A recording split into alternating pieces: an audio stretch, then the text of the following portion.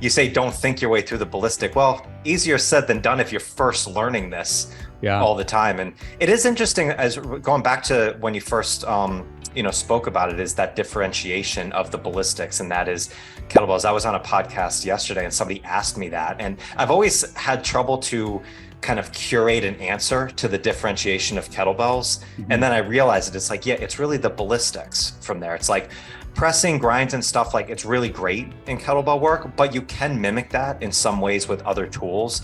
But the ability to take a small, dense object, heavy object, and bring it through your legs to get that mobility in there is that differentiating factor. Big time.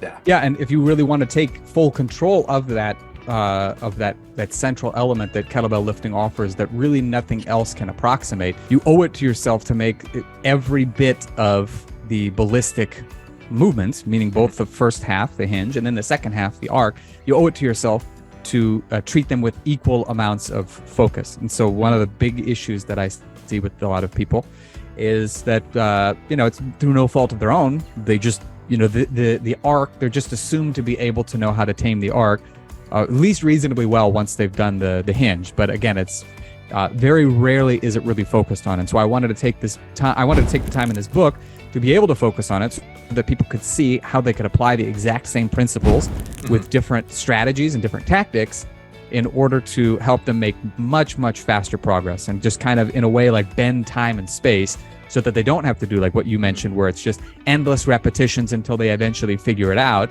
It's small, focused, and like laser focused number of repetitions so that they can feel what they're supposed to feel and then go down the path of doing it until they get it perfect. So rather than having to jump two expanses, one just to go from crap to suck, I want to get them as quickly as they can to doing creditable looking reps, so that the more of those reps that they do, they're able to make much faster progress. And in fact, there's a guy I was quoted right in the beginning of the book, Hazen Allward, who is a student of mine, and he is a bricklayer by trade, but he loves kettlebell training. He loves strength training in general.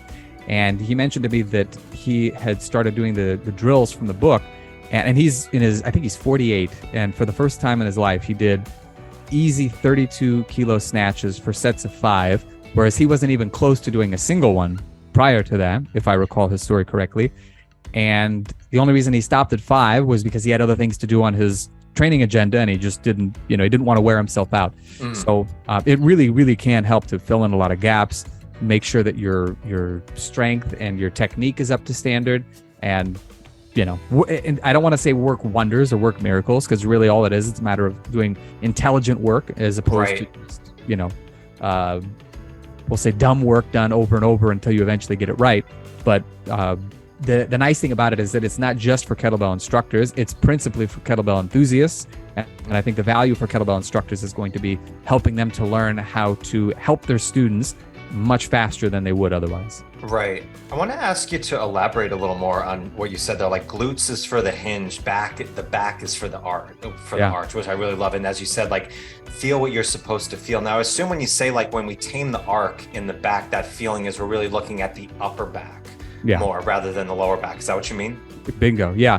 Lower back is essentially, if you're doing your swings and cleans and snatches and stuff like that, if you're doing it correctly, the lower back's role is essentially stabilizing. And so it should be that the hips, or in this case, we'll say like the glutes specifically, that those are the prime movers. Those are actually what are moving the bell, but the low back is just stabilizing.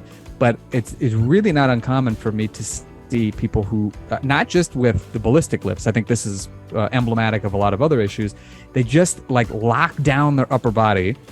And so I was at the gym yesterday in Las Vegas. I was out there training a VIP student, and in the morning time I went down to their gym and got in a workout, and there was a gal who was she had great technique. She was strong. She was doing like weighted chin-ups, very impressive. She was doing cleans with the barbell. She was doing jerks, stuff like that. Then I started to do push-ups, and it was like all of a sudden it was like, like the scared cat kind of look, it was like her shoulders were locked down, and it was just basically like the only movement was coming from the elbows. And I don't think it's necessarily likely to hurt you, but you're leaving a lot of strength on the table because it's ignoring a very important part of upper body movement, which is what's called scapulohumeral rhythm, okay?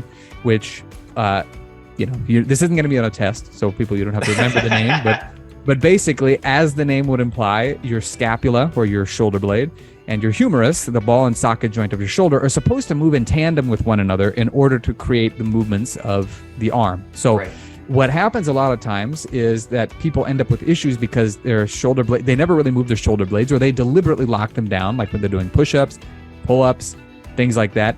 The shoulder blades may move, but they're not moving much, and they're not really taking full advantage of them. And I think the ratio is something like, in terms of the movement of the scapula to the shoulder, is like a 1-to-2 ratio. So obviously the shoulder joint, the glenohumeral joint, is supposed to move more, and then the shoulder blade is kind of, I don't want to say tagging along it, but because it plays a central role itself.